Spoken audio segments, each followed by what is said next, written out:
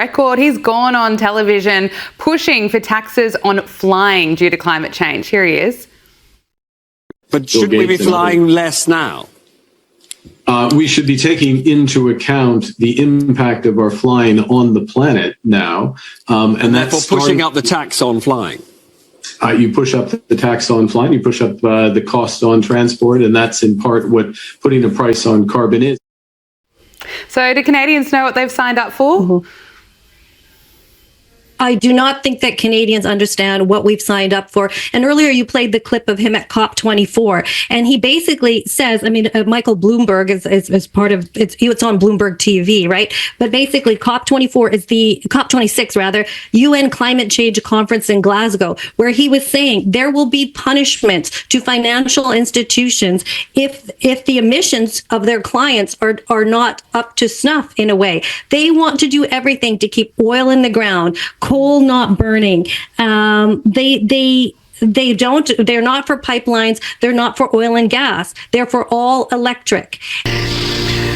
Oh, no. And that is never spoken about in the mainstream media. I mean, he literally is a net zero zealot. And you think, well, what are you hoping to accomplish? By 2050, he wants us to be in a net zero world. Does that mean you don't drive a car? You don't fly in a plane? You don't heat your home? You don't have a hot shower? I mean, all these basic things, these are never spoken about in the media, but these are his beliefs. And these beliefs, I believe, are for him to gain such massive control, because he has control over world banks, leaders. I mean, you put these stipulations on these financial institutions because you punish them for their emissions, and you are in power. I mean, he's a very powerful person. And do we really think that he gave everything up? He left, Brookfield Asset Management, which is like a BlackRock, to give everything up to come and save Canada? If Canadians can't see that he's an installation, then the wool is just completely being pulled over their eyes, and I think that that's exactly what's happened. The wool was pulled over their eyes. Boys, Samuel, steady.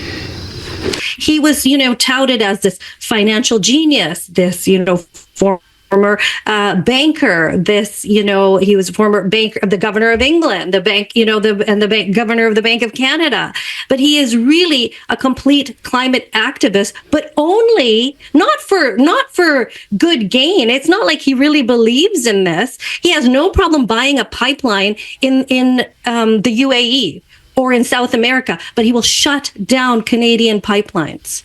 He had totally approved of killing the Northern Gateway pipeline, but yet he'll buy a pipeline somewhere else. He's all for this Bill 69, which is and he will not repeal that, which means that we cannot cultivate our oil and gas in Canada. He's a man that claims to he'll fix all the problems with Trump. But really, Canadian jobs, Canadian oil, we have suffered under the Liberals. And I don't think that Canadians understand just what they've elected. No. Wait. He touts himself as a climate activist, that net zero is going to protect the world. Why will it protect the world? We're in Canada. Half our country is all wilderness. I live in a rainforest. The world has gotten greener since. The carbon is good for the planet, but he has guilted a nation, guilted the world into thinking that climate is carbon is bad. But you need carbon.